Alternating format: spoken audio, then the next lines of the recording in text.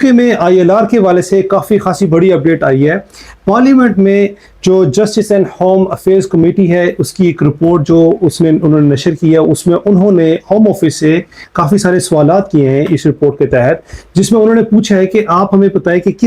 क्या फैक्ट्स हैं जिसकी बेस पे आपने ये जो चेंजेस लेके आ रहे हैं ये बेसिकली प्रपोज कर रहे हैं। सबसे पहले तो इसके अंदर डेटा का एक बहुत ज़्यादा जिक्र है कि आप हमें बताएं कि वो कौन से डेटा के तहत आप ये चेंजेस लेके आ रहे हैं, क्योंकि होम ऑफिस में जो देखा जा रहा है कि उनके पास उस चीज़ का डेटा ही नहीं है, कितने लोग आ रहे हैं कितने लोग जा रहे हैं, वो प्रिसाइज डेटा एग्जैक्टली वो नहीं है कि कितने लोगों ने यहाँ पे असाइलम लिया, ये सारे मामला तो वो कैसे अखज़ कर सकते हैं कि क्या ये जो मामला है 5 से 10 साल करना ये यूके के अंदर यूके के लिए काफ़ी फायदेमंद साबित होगा। उसके साथ साथ ये भी देखने में आ रहा है कि वो क्वेश्चन कर रहे हैं कि ये बेसिकली इलीगल होगा, अनलॉफुल होगा कि अगर हम सबको ही 10 साल के ऊपर डाल दें जिनके साथ जिन लोगों से हमने प्रॉमिस किया था 5 साल का, क्योंकि ये लोग चाहे बिल्कुल पाकिस्तान से या इंडिया से अफगानिस्तान से जितने भी अपने मुल्कों से सारा कुछ छोड़ छाड़ के बेच बूझ के आए हैं और ये यूके के अंदर यूके की रीढ़ की हड्डी की तरह काम करते रहे हैं, और ये एक बहुत नाइंसाफी होगी उनके साथ कि उनको भी हम रेट्रोस्पेक्टिवली 10 साल के ऊपर डाल दें। ये जो रिपोर्ट है ये 122 सफ़ों के ऊपर लगभग मबनी है, तो इसके ऊपर अभी